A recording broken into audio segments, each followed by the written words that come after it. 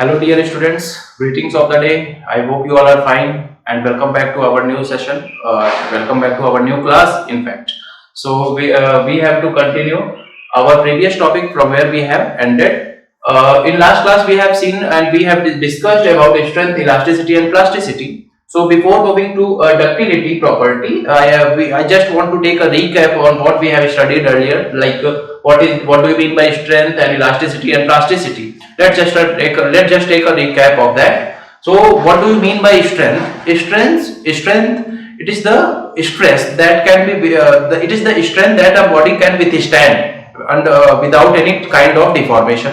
मतलब बिना बॉडी जो है बिना डिफॉर्म किए हुए वो कितना स्ट्रेस वो अपने में एक्सेप्ट कर सकती है, विथस्टैंड कर सकती है, वो होता है हमारा स्ट्रेंथ। स्ट्रेंथ में हम लोगों ने देखा था स्ट्रेस क्या होता है, स्ट्रेन क्या होता है ना।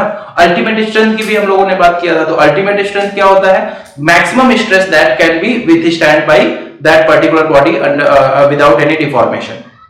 फिर हम लोगों ने इलास्टिसिटी और प्लास्टिसिटी की बात किया था, तो उसमें डिफॉर्मेशन के बारे में देखा था। यदि अगर हम कोई लोड लगा रहे हैं और लोड लगाने के बाद उस लोड को हम जब छोड़ रहे हैं, रिलीज कर रहे हैं, तो बॉडी यदि अगर अपने शेप और साइज को रिस्टोर कर पा रही है तो हमारा वो इलास्टिसिटी प्रॉपर्टी पॉजेस कर रहा है। यदि अगर बॉडी अपने शेप और साइज को रिस्टोर नहीं कर पा रही है, उसमें जो डिफॉर्मेशन हो रहा है वो प्लास्टिक टाइप डिफॉर्मेशन होता है, प्लास्टिक डिफॉर्मेशन उसको बोलते हैं। तो अगर प्लास्टिक डिफॉर्मेशन है तो कहीं ना कहीं वो मटेरियल या वो बॉडी जो है वो जिससे बनी हुई है, जिस मटेरियल से बनी हुई है, वो प्लास्टिसिटी प्रॉपर्टी को पॉजेस करता है। बहुत ही सिंपल सा एग्जांपल है, जैसे बेटा ये चौक है, चौक को यदि अगर हम तोड़ते हैं, ठीक है, फॉर एग्जांपल इस चौक को यदि अगर हम तोड़ रहे हैं तो क्या हो रहा है, अब इसको वापस से अगर हम जोड़ना चाहेंगे तो क्या जुड़ेगी? क्या नहीं जुड़ेगी। तो कहीं ना कहीं ये प्लास्टिसिटी प्रॉपर्टी पॉजेस करता है। लेकिन अगर अब हम किसी रबर को लेते हैं, रबर को थोड़ा सा क्या कहते हैं, स्ट्रेच करते हैं या बेंड करने की कोशिश करते हैं, वापस से उसको छोड़ते हैं तो वापस से अपने शेप और साइज को वो रिस्टोर करता है, तो वो इलास्टिसिटी प्रॉपर्टी को पॉजेस करता है। तो इलास्टिसिटी हो गया, प्लास्टिसिटी हो गया। नेक्स्ट प्रॉपर्टी है, अपनी इंपॉर्टेंट प्रॉपर्टी है, वो है डक्टिलिटी। डक्टिलिटी में हम लोगों को जो डिस्कस करना है कि जो डक्टिलिटी होती है, जो बुक की लैंग्वेज में जो आपको बुक में पढ़ने को मिल जाता है, it is the property by virtue of which material कर सकते हैं, ये ऐसी डक्टिलिटी प्रॉपर्टी होती है। बट एक्चुअली में डक्टिलिटी प्रॉपर्टी वायर के फॉर्म में होना, तो यदि अगर हम बात करें कि जो डक्टाइल मटेरियल है वो वायर के फॉर्म में कैसे बनता है, और जो मतलब जितने भी वायर जैसा दिखता है मुझे, क्या वो डक्टाइल मटेरियल होता है? तो ऐसा नहीं है बेटा, बिल्कुल नहीं है ऐसा। डक्टिलिटी प्रॉपर्टी जो होती है वो होता क्या है एक्चुअली, यदि अगर किसी भी मटेरियल में या किसी भी मटेरियल से बनी हुई किसी बॉडी पे यदि अगर हम टेंसाइल फोर्स लगाते हैं, अब बोलोगे सर टेंसाइल फोर्स क्या होती है? तो टेंसाइल फोर्स ऐसी फोर्स होती है जो कि इलोंगेशन जो इसमें क्या कहते हैं मिलता है हमें। फॉर एग्जांपल आप यहाँ पे देखें तो ये हमारे पास कोई एक शाफ्ट है या हमारे पास कोई स्पेसिमेन है या कोई वर्कपीस है,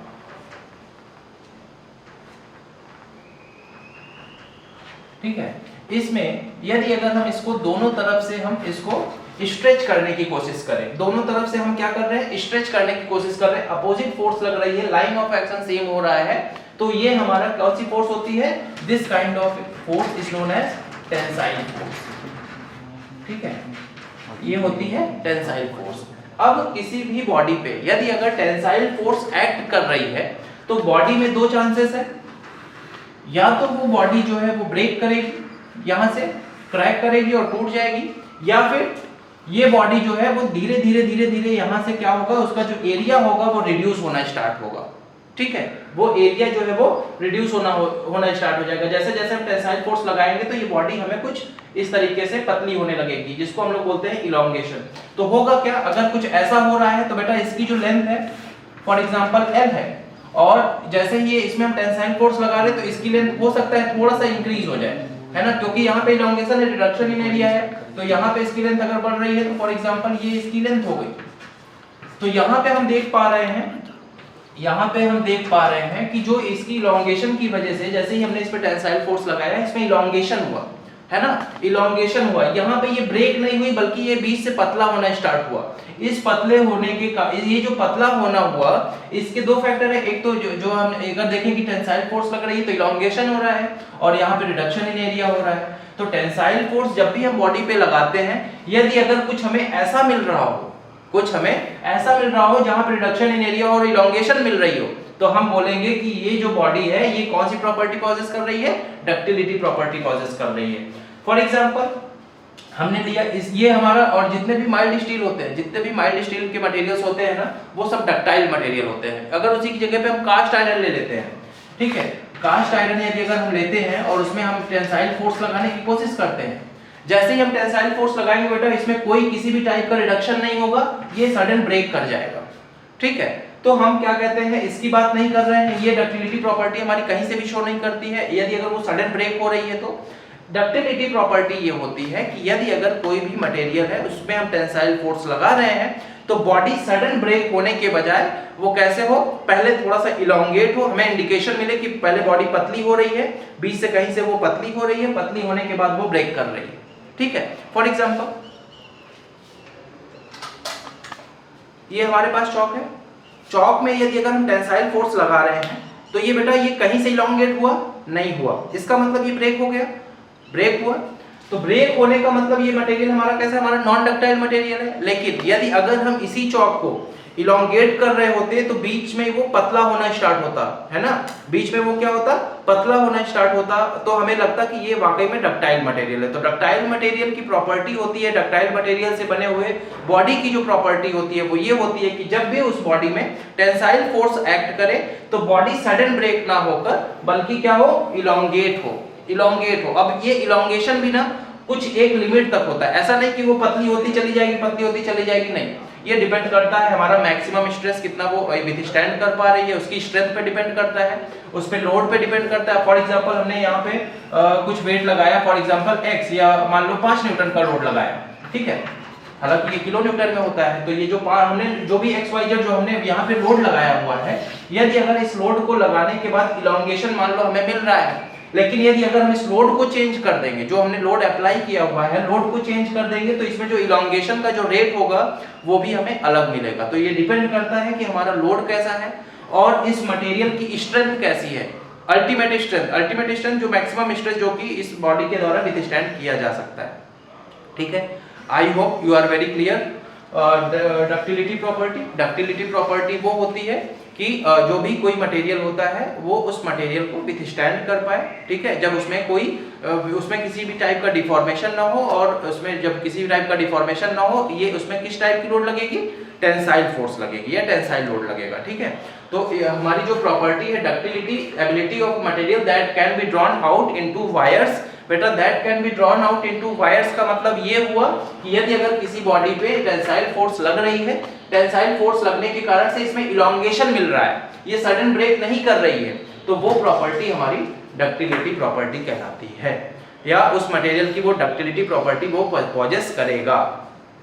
तो जो हमारा सारे मटेरियल डक्टाइल नहीं होते हैं, है ना, सारे मटेरियल को अगर हम इलोंगेट करना चाहें तो वो इलोंगेशन हमें मिले टेंसाइल फोर्स लगाने पे, तो ये पॉसिबल नहीं है। हर मटेरियल की अलग अलग प्रॉपर्टी होती है, कोई मटेरियल बहुत अच्छा डक्टाइल मटेरियल होता है, कोई मटेरियल बहुत अच्छा मैलिएबल होता है, कोई बहुत अच्छा ब्रिटल होता है, तो हर की अलग अलग प्रॉपर्टी है और ये प्रॉपर्टीज ही हमारे एप्लीकेशंस को बढ़ावा देती हैं। जैसे हमारी जो ज़रूरत है, कहीं पे हमें ऐसी ज़रूरत होती है कि वो सडन ब्रेक कर जाए, जैसे क्या कहते हैं, फॉर एग्जांपल हम बस में बैठे हैं, कोई इमरजेंसी हुई, हमें ग्लास को तोड़ना है, तोड़ के बाहर तुरंत निकलना है, तो वहां पे अगर हम उस मटेरियल को यूज करें, डक्टाइल मटेरियल को, तो हम उसको तोड़ते रह जाएंगे बेटा, किसी भी टाइप की इमरजेंसी होगी तो वो क्या होगा, एक तरीके से जब उसमें लोड लगाएंगे तो वो इलोंगेट होने की कोशिश करेगा, वो सडन ब्रेक नहीं करेगा।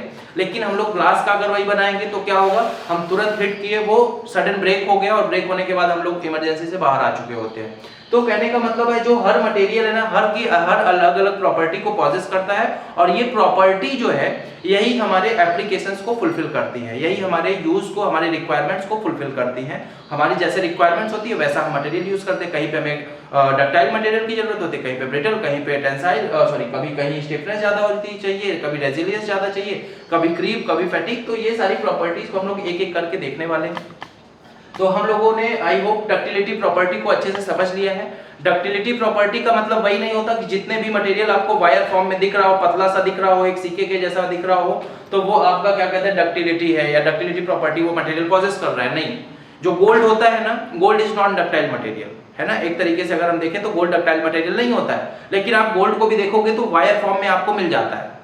तो गोल्ड जो है वो क्या कहते हैं, अगर हम उसको वायर फॉर्म में दिखा तो हम डक्टाइल मटेरियल बोले तो ये गलत क्या होगा कहना, ठीक है। डक्टाइल मटेरियल तभी होगा जब उसमें क्या कहते हैं टेंसाइल फोर्स लगे। कौन सी फोर्स? टेंसाइल फोर्स लगे और ये हमें इलॉन्गेशन दे सके।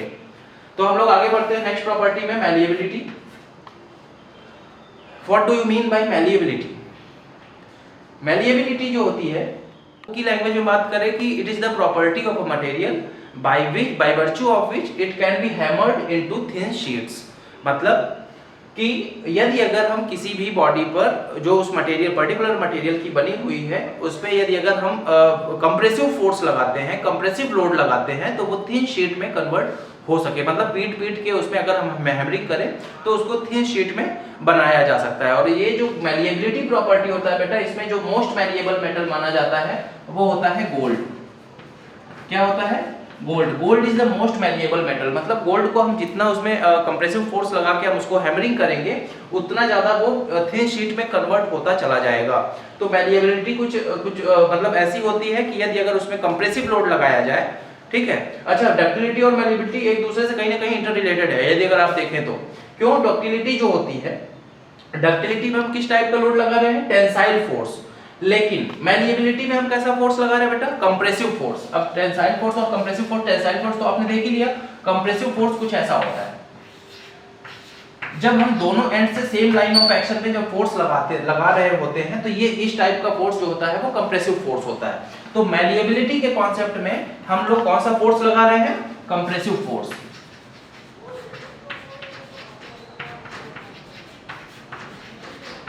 और डक्टिलिटी के केस में बेटा टेंसाइल फोर्स।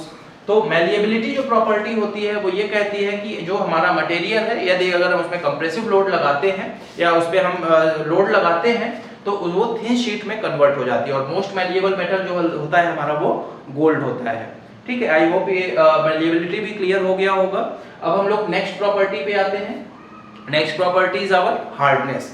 बेटा हार्डनेस बहुत अच्छा कॉन्सेप्ट है, बहुत अच्छा कॉन्सेप्ट है, बहुत अच्छी इसकी डेफिनेशन भी आपको बुक में मिल जाएगी लेकिन समझ में नहीं आएगा। ये एक प्रॉपर्टी है हार्डनेस और एक प्रॉपर्टी है आपकी टफनेस। हम इन दोनों को साथ में पढ़ाना चाहते हैं क्योंकि ये कहीं ना कहीं हर बच्चों के जहन में होता है कि ये हार्डनेस और टफनेस का जो कॉन्सेप्ट है वो एक होता है, लेकिन बिल्कुल नहीं। हार्डनेस और टफनेस बिल्कुल अलग है, टोटल अलग है। हार्डनेस और टफनेस बिल्कुल अलग है, ठीक है। हार्डनेस क्या होता है, टफनेस क्या होता है? जैसे अभी बच्चे एग्जाम देके निकलते हैं, आप लोग भी आरजीपीवी का सेमेस्टर एग्जाम देके निकलते हो तो बोलते हो सर क्वेश्चन, कोई बोलता है क्वेश्चन 4 वाला, क्वेश्चन नंबर 4 जो है बहुत हार्ड था, कोई बोलता है क्वेश्चन नंबर 3 बहुत टफ था। तो आप लोग कहीं ना कहीं हार्ड और टफ को एक दूसरे से रिलेट करते हो और मोर और लेस हमें जो लगता है कि आप लोग यही समझते हो कि हार्ड और टफ में कोई खास डिफरेंस नहीं है, वो अलग ही है। लेकिन अब यहाँ पे बेटा मैकेनिकल प्रॉपर्टीज के बारे में यदि अगर हम बात करते हैं तो हार्डनेस और टफनेस में जमीन आसमान का अंतर होता है। ये क्या कहते हैं, हमारा जो है एक तरीके से सरफेस फिनोमिना होता है और ये जो हमारा टफनेस होता है वो ओवरऑल वॉल्यूमेट्रिक फिनोमिना होता है, ठीक है। टफनेस की अगर हम बात करते हैं तो टफनेस हमारी ओवरऑल जो स्ट्रक्चर होता है उसमें उसकी स्ट्रेंथ की बात करते हैं। बट अगर हम हार्डनेस की बात करते हैं तो केवल और केवल सरफेस पे बात करते हैं, ठीक है। तो हार्ड, अगर हम किसी क्वेश्चन को हार्ड बोल रहे हैं ना तो हम उसकी केवल लैंग्वेज नहीं पढ़ पाए या उसकी लैंग्वेज हम पढ़ पाए लेकिन समझ नहीं पाए तो वो क्वेश्चन हार्ड है। लेकिन टफनेस क्या होता है, हमने उस क्वेश्चन को भी समझ लिया, उस क्वेश्चन को क्या कहते हैं समझ भी लिया, हमसे क्या पूछ रहा है लेकिन हम उसका आंसर नहीं दे पा रहे तो वो क्वेश्चन टफ है। मतलब जो अंदर से टफ होता है, अंदर से जो दिखे, अंदर से मुझे ना समझ में आए वो टफनेस है। और जो हमें बाहर से मैंने देखा और वो मेरे को लगा कि नहीं समझ में आएगा तो वो हार्डनेस है, ठीक है। Hardness is a surface phenomena, toughness is a overall phenomena, overall structural phenomena. देखते हैं क्या होता है हार्डनेस एंड टफनेस।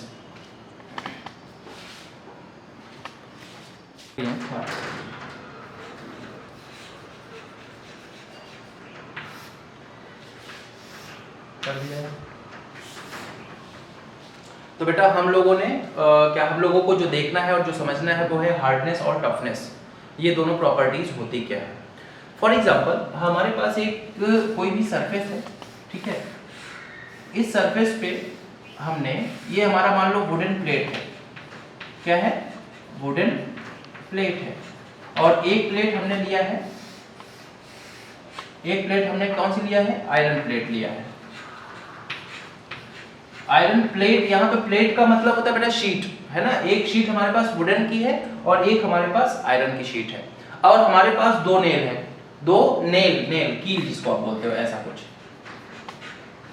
ये नेल है,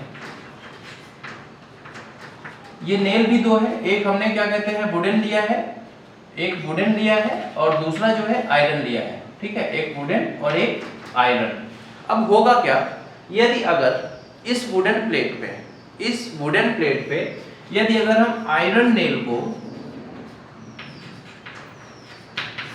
नेल को इसमें इस तरीके से इसके सरफेस पे चलाते हैं, आप सपोज करो कि आपके पास एक वुडन प्लेट है और वुडन प्लेट को आयरन नेल से उसके सरफेस पे जब चला रहे होते हो, है ना, तो उसमें क्या स्क्रैचिंग आपको मिलेगी, स्क्रैच जैसा सरफेस में रफनेस कुछ मिलेगी, ऑफ कोर्स मिलेगी।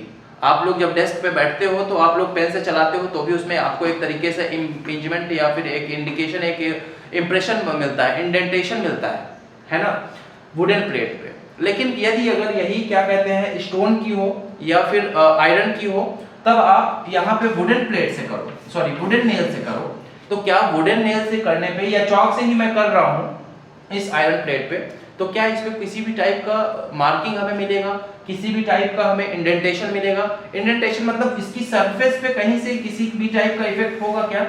आयरन प्लेट पे यदि अगर वुडन नेल से हम इसके सरफेस पे जब हम इसको क्या कहते हैं कांटेक्ट में लाते हैं, तो क्या इसकी सरफेस पे कोई इफेक्ट पड़ेगा? बिल्कुल नहीं पड़ेगा। क्यों नहीं पड़ेगा? क्योंकि ये जो वुडन मटेरियल है और ये जो हमारा आयरन का जो मटेरियल है, इन दोनों मटेरियल में हार्डनेस किसकी ज्यादा है? हार्डनेस हमारी ज्यादा है आयरन की, और हमारा जो वुड है उसकी हार्डनेस कम है। तो कहने का मतलब ये है, अब यहां से थोड़ा सा आप समझना कि ये जो है हमारी वुडन नेल थी, यदि अगर हम वुडन नेल को आयरन प्लेट पे चला रहे होते हैं तो इस पे हमें किसी भी टाइप का मार्किंग या हमें इस पे किसी भी टाइप का इंडेंटेशन नहीं दिखेगा। इंडेंटेशन ये बहुत अच्छा वर्ड है, आप लोग थोड़ा सा इसको ध्यान देना। इंडेंटेशन एक तरीके का इंप्रेशन होता है, हमें जब हम वुडन नेल को इस पे चलाते हैं तो हमें किसी भी टाइप का इंप्रेशन उसमें सरफेस पे नहीं दिखेगा। अब आते हैं इस केस में, वुडन प्लेट है, आयरन की नेल है, ये हमारी नेल कौन सी है? आयरन की है, ये है आयरन नेल। अब इस केस में क्या होगा बेटा? इसमें जस्ट अपोजिट है, wooden plate iron nail. Wooden plate को जब हम आयरन नेल पे दोनों के कांटेक्ट में लाते हैं तो बेटा वुडन प्लेट का जो सरफेस है, वुडन प्लेट की जो सरफेस में हमें रफनेस मिलेगी, हमें इंडेंटेशन मिलेगा, हमें मार्किंग मिलेगी, हमें आयरन नेल का इंप्रेशन मिलेगा। समझ रहे हो बात को? क्यों? क्योंकि जो आयरन है वो ज्यादा हार्डर है एज कंपेयर टू वुड। तो हम इन दोनों एग्जांपल से हमने ये देखा कि जो ज्यादा हार्डर होगा वो उस पे इंप्रेशन अपनी डाल सकता है। ठीक है, यहाँ पे हार्डनेस का मतलब, हार्डनेस अगर हम क्या कहते हैं प्रॉपर्टी की बात करते हैं, बुक की लैंग्वेज की बात करते हैं बेटा, तो hardness is the property by virtue of which a material can resist scratching, abrasion और इंडेंटेशन, मार्किंग, इंप्रेशन एटसेट्रा। मतलब यहाँ पे हार्डनेस, कोई भी मटेरियल अगर ज्यादा हार्ड है, कोई भी मटेरियल ज्यादा हार्ड है, फॉर एग्जांपल यहाँ पे आयरन है, तो ये क्या कर रहा है, जो इस पे इंप्रेशन, जो इंडेंटेशन इस पे होने वाला है उसको वो रोक पा रहा है। यदि अगर यही कम हार्ड होता एज लाइक वुड, तो ये क्या होता, इस पे जो इंप्रेशन बन रहा है उसको वो रोक नहीं पाता। तो हमारी जो हार्डनेस प्रॉपर्टी होती है वो सरफेस फिनोमिना है, पहली चीज। दूसरा ये कि यदि अगर कोई भी मटेरियल हार्डर है तो वो अपने पे इंप्रेशन नहीं डालने देगा, अपने में इंडेंटेशन नहीं दिखने देगा, अपने में मार्किंग नहीं दिखने देगा। ठीक है, तो hardness is the property by virtue of which a material can resist abrasion या body can resist abrasion, indentation, marking, impression etcetera. तो आई होप हार्डनेस आपको समझ में आया होगा। ठीक है, हार्डनेस एक केवल और केवल सरफेस फिनोमिना बेटा, हम इसके स्ट्रक्चर के अंदर की बात नहीं कर रहे हैं, लेकिन जैसे ही हम इस पे आयरन नेल चलाएंगे तो इसके सरफेस पे हमें दिखेगा एक पतली सी लाइन दिखेगी। अगर हम आयरन नेल चलाएंगे तो हमें उसके सरफेस पे एक पतली सी लाइन दिखेगी, सरफेस रफनेस आएगी कहीं ना कहीं। समझ रहे हो बात को? उसी तरीके से आयरन प्लेट पे यदि अगर हम वुडन प्लेट से, या फिर ये ब्लैक बोर्ड ले लो आप, ब्लैक बोर्ड पे यदि अगर हम बेटा चौक से लिख रहे होते हैं तो क्या इसके सरफेस पे कहीं पे किसी भी टाइप का रफनेस आ रहा है क्या? कहीं पे इस चौक के कारण से इसमें इंडेंटेशन मिल रहा है क्या? कहीं पे आपको ऐसा लग रहा है कि स्क्रैच जैसा लग रहा है क्या? नहीं लग रहा है। तो इसका मतलब कि ये जो मटेरियल है ये ज्यादा हार्डर है और ये जो चौक है हमारी वो कम हार्डर है। जो जितना ज्यादा हार्ड होगा उतना ज्यादा उसकी स्क्रैचिंग जो उसके ऊपर स्क्रैच कर सके उसको रोकना चाहेगा। ठीक है, तो hardness is the property by virtue of which a material can resist scratching, abrasiveness and indentation etc. I hope it is very clear to you all now. अब हार्डनेस जो होता है, हार्डनेस में बेटा टेस्टिंग का होती है। ठीक है, हार्डनेस टेस्टिंग में क्या कहते हैं, बहुत सारे टाइप के हार्डनेस टेस्टिंग होती है, जैसे रॉकवेल हार्डनेस टेस्ट है, ब्रिनल हार्डनेस टेस्ट है। तो इसमें होता क्या है, इसमें होता क्या है, ये हमारे पास टेस्टिंग इक्विपमेंट है। आप हम लोग चौथे यूनिट में इसकी टेस्टिंग अच्छे से डिटेल में पढ़ेंगे भी। तो हार्डनेस टेस्टिंग हमारे पास रॉकवेल है, ब्रिनल है ना। तो ये रॉकवेल और ब्रिनल अगर हम आप उसको टेस्टिंग की बात करते हैं तो इसमें क्या होता है, एक वो होता है इंडेंटर होता है, इंटेंडर। वो क्या काम करता है, वो उसमें एक सरफेस होती है जिसपे हमें चेक करना होता है, उस पे हम उसको इम्पिंज कराते हैं। ठीक है, उस पे हम लोड के साथ उस पे हम अप्लाई कराते हैं। तो होता क्या है, इस चौक में जैसे ये सरफेस हो गई हमारी, तो उस पे एक छोटा सा होल मिलता है, होल इन द सेंस कि हमें एक इंप्रेशन मिलता है। तो उसका डाया और जो हमारा इंटेंडर है उसका डाया, इन दोनों को फॉर्मूले पे रखते हैं। ठीक है, तो वहां से हमें BHN कैलकुलेट होता है। BHN बोले तो ब्रिनल हार्डनेस नंबर। ठीक है, वो ब्रिनल हार्डनेस नंबर जो होता है, इसमें लोड पर यूनिट एरिया ऐसा कुछ करके कॉन्सेप्ट है, वो हम लोग टेस्टिंग में थोड़ा सा डिटेल में देखेंगे। यहाँ पे तो हार्डनेस प्रॉपर्टी केवल अपने को बतानी थी। तो BHN नंबर जो वहां से हमें मिलता है, वो BHN नंबर ही जो है वो डिस्कस करता है कि उसकी हार्डनेस कितनी है। मार्केट में आप जाओगे कि भैया मुझे हार्डनेस इतनी हार्डनेस का वो मटेरियल चाहिए या नेल चाहिए या हमें ये मटेरियल XYZ हमें कुछ भी चाहिए, तो वो हार्डनेस जो होता है, हार्डनेस का जो मेजरिंग पैरामीटर होता है वो होता है BHN। क्या होता है, BHN। BHN, B for Brinell, B for Brinell, H for hardness, N for hardness, N for number. ठीक है, BHN, जितना मटेरियल का BHN ज्यादा होगा, ब्रिनल हार्डनेस नंबर जितना ज्यादा होगा उतना ही ज्यादा मटेरियल वो क्या होगा, हार्डर होगा। ठीक है, तो BHN नंबर जो अगर हमारे पास है, जैसे हम जाते हैं मार्केट में तो हम ये नहीं बोलते हमें ज्यादा हार्डनेस वाली हमें मटेरियल चाहिए, ज्यादा हार्डनेस वाली नेल चाहिए, हम ये बोलते हैं हमें इतने BHN नंबर का, ये हमारा BHN नंबर है, इस BHN नंबर का मटेरियल हमें चाहिए, घर में यूज करना है या कहीं पे भी यूज करना है, इंडस्ट्री में यूज करना है। तो BHN नंबर जो है वो हमारा मेजरिंग पैरामीटर होता है कि उसकी हार्डनेस कैसी है या हमें क्या रिक्वायरमेंट है। तो बेटा ये तो हो गया हार्डनेस। अब अगर हम बात करते हैं टफनेस की, what do you mean by toughness? तो टफनेस जो होता है वो ये कहता है कि यदि अगर इसी टाइप का वुडन प्लेट हो, यदि अगर इसी टाइप का वुडन की जगह हम कोई भी प्लेट ले लेते हैं, आयरन प्लेट ही ले लेते हैं,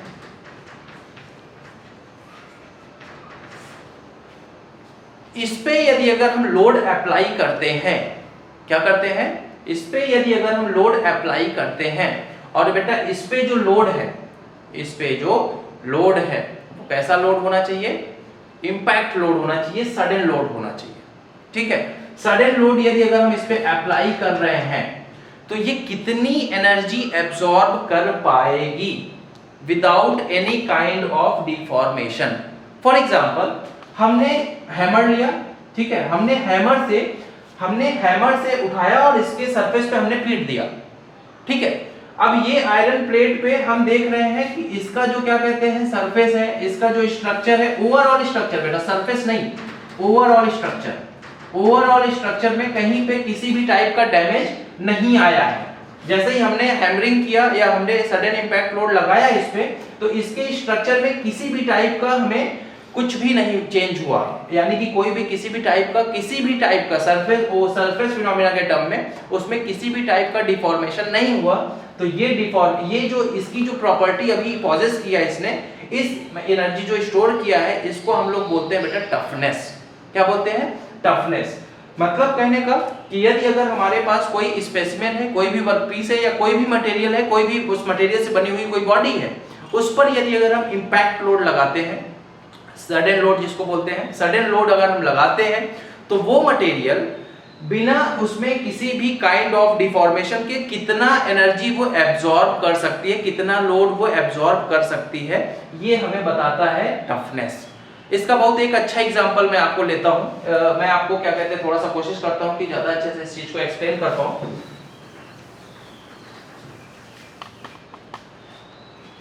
फॉर एग्जाम्पल ये अपने पास एक मशीन है, ठीक है, ये कुछ पेंडुलम जैसा होता है, ये हमारे पास लोड है, ये हमारे पास नोन लोड है, नोन लोड, ठीक है।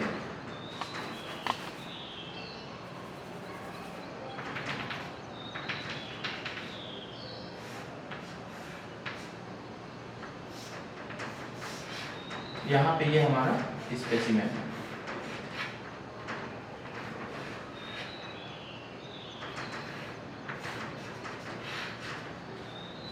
ये जो दिख रहा है आपको, कोशिश करता हूं कि आपको अच्छे से दिखे। तो बेटा ये जो आपको दिख रहा है ना, ये हमारा स्पेसिमेन है। क्या है ये? स्पेसिमेन। आप लोगों ने उसमें पढ़ा होगा वर्कशॉप में, स्पेसिमेन किसको बोलते हैं? वर्क पीस, जिसपे हम लोग को काम करना है, जिसकी प्रॉपर्टी को हमें जज करना है, जिसकी प्रॉपर्टी को हमें एनालाइज करना है, ठीक है। ये स्पेसिमेन खैर ऐसा नहीं होता है, नोच टाइप बनता है, लेकिन हमने आपको केवल जस्ट ऐसे समझाने के लिए इस स्पेसिमेन को कंसीडर किया है। ये हमारा क्या कहते हैं, ये एक तरीके से ये ग्रिप कर रहा है उस स्पेसिमेन को, होल्डिंग डिवाइस के जैसा काम कर रहा है। ये क्या कर रहा है, उस स्पेसिमेन को आराम से ग्रिप किया हुआ है। तो हमारा कुछ अगर हम देखें तो ये हमारा ऐसा कुछ, ये हमारा स्पेसिमेन है और इसको हमने इस टाइप से ग्रिप किया हुआ है। ग्रिप ऐसा है कि वो स्टेबल है, ऐसा नहीं कि वो क्या कहते हैं मूवेबल है, ये हमारा फिक्स्ड है। अब होगा क्या, जब हमारा स्पेसिमेन नहीं रहेगा, इस सरफेस पे हमारा स्पेसिमेन नहीं रहेगा, इस लोड को अगर हम रिलीज करते हैं, इस लोड को हम रिलीज करते हैं। अच्छा, यहाँ पे क्या होता है, यहाँ पे हमें एक टाइप का, यहाँ पे हमारे पास एक वो होता है, रीडिंग टाइप में होता है, जो कि हमें क्या बताता है कि अगर हम इस लोड को अप्लाई कर रहे हैं तो वो कहाँ तक वो जा पा रहा है, ठीक है। इसमें एक ऐसे नीडल टाइप में होती है जो कि हमें इंडिकेट करती है कि कितना हमें कितनी एनर्जी उसको प्रोसेस कर रहा है। फॉर एग्जांपल ये अभी हमने वर्क पीस नहीं लगाया है, ठीक है। वर्क पीस जब हम नहीं लगा रहे होते हैं बेटा, तो इस पर्टिकुलर अमाउंट ऑफ लोड या फिक्स्ड अमाउंट ऑफ लोड को हम रिलीज करते हैं, ठीक है। जस्ट लाइक सिंपल पेंडुलम, यदि अगर हम पेंडुलम ले तो एक एंड तक इसको ले गए, यहाँ पे नॉर्मल पोजीशन पे था, इसको हमने, इस लोड को हमने ऊपर उठाया, तो भाई जितना हमने उठाया है वो हमारी एक फिक्स्ड कंडीशन है, फिक्स्ड लोड पे है। अब हमने उसको सडन रिलीज किया। सडन रिलीज का मतलब हमने उसको फ्रीली छोड़ दिया। जब हम उसको फ्रीली छोड़ेंगे बेटा तो एक स्टेट तक, यहां तक वो अचीव करेगा। अभी ये वर्क पीस मत देखना आप, इसको, ये जैसे ही हमने इस लोड को, इसको हमने छोड़ा, इस लोड को छोड़ा, फॉर एग्जांपल ये ऐसा बंधा हुआ था, जैसे इसको हमने छोड़ा तो ये ऐसे आके इधर यहां तक जाएगा। अब ये यहां तक जाएगा तो इसकी रीडिंग फॉर एग्जांपल हमें यहां पे मिली, फॉर एग्जांपल 60 जूल। ये 60 जूल का यूनिट हमें यहाँ पे मिला। अब होगा क्या, अब दूसरे केस में, पहला केस केवल हम बिना वर्क पीस के हमने इसको रिलीज किया, ये यहाँ तक पहुंच गई, ठीक है, और ये हमें यूनिट जो दिखा रही है वो मान लो 60 जूल दिखा रही है। वैसे यूनिट ये 60 जूल होता नहीं है, ये यूनिट के टर्म में होता है। और अपने यहाँ जो लैब में अवेलेबल है इंस्ट्रूमेंट, जो अवेलेबल है अपने यहाँ, जो इक्विपमेंट अवेलेबल है, उसमें ये यूनिट में लिखा है, और 1 यूनिट 2 जूल के बराबर में है। तो यहाँ पे अगर हम बात करें तो फॉर एग्जांपल 30 यूनिट हमें वो दिख रहा है कि 30 यूनिट का डिफ्लेक्शन होता है जब हम इसको रिलीज करते हैं। तो अब होगा क्या, इस वर्क पीस को हमने लगा दिया। अब जब वर्क पीस को हमने लगा दिया तो इसको हमने रिलीज किया। अब बेटा रिलीज करने का मतलब, अच्छा इसकी डिजाइन हम ऐसी करते हैं कि ये ब्रेक हो जाए। अच्छा ब्रेक नहीं भी हो रहा है तो ये बेंड होगा, है ना, ये क्या होगा, बेंड होगा। तो जैसे ही हमने इस लोड को रिलीज किया, लोड हम इतना ज्यादा रखते हैं कि क्या कहते हैं, ये आराम से ब्रेक कर जाए, और इसके डिजाइन भी हम इस तरह से करते हैं नोच टाइप में कि ये क्या कहते हैं, आराम से ब्रेक कर जाए। हमने इसको रिलीज किया। अब होगा क्या, हमने जैसे ही लोड को रिलीज किया तो ये इससे टकराएगा, ये इससे लोड टकराएगा, और टकराने के बाद ये जो वर्क पीस है वो बेंड हो जाएगा बेटा कुछ ऐसा, और ये जो लोड है वो आगे की तरफ बढ़ेगा, और ये अभी जो पहुंच रहा था यहाँ पे, अब ये लोड यहाँ तक ही पहुंच पाएगा फॉर एग्जाम्पल, ठीक है। ये वाला जो लोड था अब वो केवल यहाँ पे पहुंचेगा। क्यों? क्योंकि यहाँ पे कुछ एनर्जी तो इसने एब्जॉर्ब कर लिया ना, अभी फ्री था, पहले सबसे पहले कंडीशन में ये फ्री था कि जैसे ही लोड को हमने रिलीज किया वो यहाँ तक पहुंच रहा था, लेकिन जब हमने इसको ऑब्स्टेकल को लगा दिया, जो हमारी स्पेसिमेन है जिसकी हमें टफनेस चेक करनी है, हमने इसको रिलीज किया तो बेटा ये कुछ एनर्जी एब्जॉर्ब किया, इससे टकराया, और इससे टकरा के ये यहाँ तक पहुंचा, ठीक है। अब यहां तक पहुंचने के बाद हमें क्या मिला, हमें जो यहाँ पे 30 यूनिट दिख रहा था ये हो सकता है ये 26 यूनिट मिले। ये 26 यूनिट कहने का मतलब ऐसा नहीं है कि ये 26 मिलेगा ये 30 मिलेगा, ये मैंने जस्ट एक एग्जांपल लिया है कि अभी हमें 30 यूनिट दिख रहा था अब 26 दिख रहा है। डिफरेंस कितने का आया बेटा, 4 यूनिट। डिफरेंस कितने का आया, 4 यूनिट्स। ओके, अब 4 यूनिट्स का जो डिफरेंस आया अगर हम उसको जूल में कन्वर्ट करते हैं, ये जो मीटर होता है ना, ये जो डिफ्लेक्शन जो दिखाता है उसमें यूनिट लिखा रहता है, 1 unit is equal to 2 joule या 1 unit is equal to 4 joule, वो अलग अलग स्टैंडर्ड के अकॉर्डिंग वो अपना देते हैं। तो यहाँ पे अपने इंस्ट्रूमेंट में अपने यहाँ जो अवेलेबल है, अपने यहाँ जो डिवाइस अवेलेबल है वो मान के चलो कि 1 यूनिट में 2 जूल के बराबर है। तो ये जो 4 यूनिट है वो कितने जूल में हो जाएगी, 4 इंटू 2 तो 8 जूल, 8 जूल। यानी कि इस मटेरियल की टफनेस कितनी है, ये कितनी एनर्जी एब्जॉर्ब कर सकता है, इस मटेरियल की कितनी कैपेसिटी है एब्जॉर्ब करने की, वो ये है 4 जूल। ये इतनी एनर्जी एब्जॉर्ब कर सकता है जब इस पर कोई भी किसी भी टाइप का सडन लोड या इंपैक्ट लोड बोलते हैं, इंपैक्ट लोड लगता है तो। ठीक है, तो आप समझो इस चीज को, हार्डनेस था सरफेस फिनोमिना, इस पे हम क्या कहते हैं, जब हम कोई भी चीज की इंप्रेशन डालते थे तो इसके सरफेस पे बनेगा या नहीं बनेगा इसको चेक करते थे। यहाँ पे हम लोग क्या देख रहे हैं, यहाँ पे हम देख रहे हैं स्ट्रक्चर। ठीक है, ये मटेरियल, ये बॉडी कितनी एनर्जी स्टोर कर पा रही है, कितनी ये स्टोर कर पाएगी बिना उसमें किसी भी टाइप का डिफॉर्मेशन हुए। तो टफनेस जो है बेटा ये ओवरऑल फिनोमिना होता है, ये कितनी एनर्जी को स्टोर कर पा रहा है। और हार्डनेस क्या होता है, वो कितनी स्क्रैचिंग को, कितनी एब्रेसिवनेस को, कितनी रफनेस को वो रोक पा रहा है। ठीक है, हार्डर, अगर कोई मटेरियल हार्डर है तो इसका मतलब उसका सरफेस जो है वो हार्डर है।